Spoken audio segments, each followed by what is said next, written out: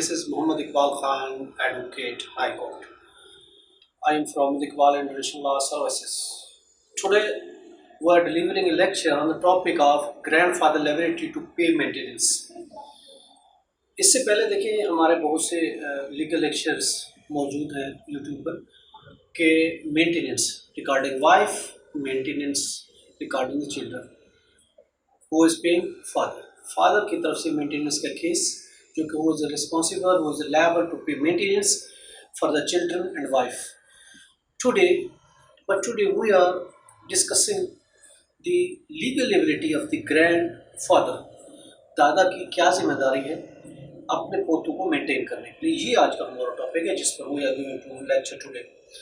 देखिए अगरचे ये जिम्मेदारी है बाप की कि वो अपने बच्चों को मेंटेन करें, उसकी वेलबींग के लिए, उसकी वेलफेयर के लिए, उनकी एजुकेशन, उनकी हेल्थ और दूसरे सारे जो भी रिलेटेड मैटर है for the pertaining to the welfare is responsibility of the father.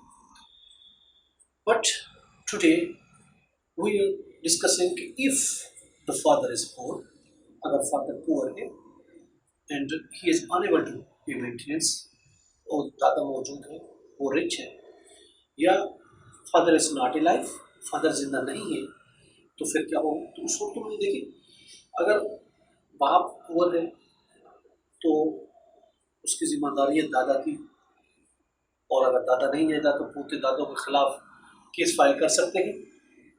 और इसके अलावा इस पर हायर कोर्ट ने बहुत से रूलिंग दिए हैं. 2018 CLC पेज 12 है, और इसके अलावा PLD 2012 पेज लाहौर पेज 148 है, जिसमें ये कहा गया है कि अगर बाप पुअर है, बाप गरीब है, तो फिर उसको मेंटेन करने की जिम्मेदारी जो है वो ग्रैंड फादर की.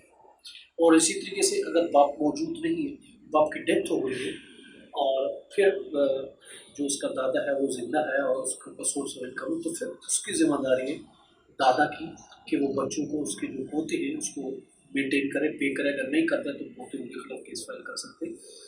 PLD 2011 लाहौर पेज 610, इसमें यही कहा गया है कि अगर पोते का बाप नहीं है, अगर बच्चों का बाप नहीं है तो दादा मौजूद है और तो उसकी जिम्मेदारी है कि वो मेंटेनेंस पे करे. तो आज का ये हमारा टॉपिक था कि दादा की क्या जिम्मेदारी है.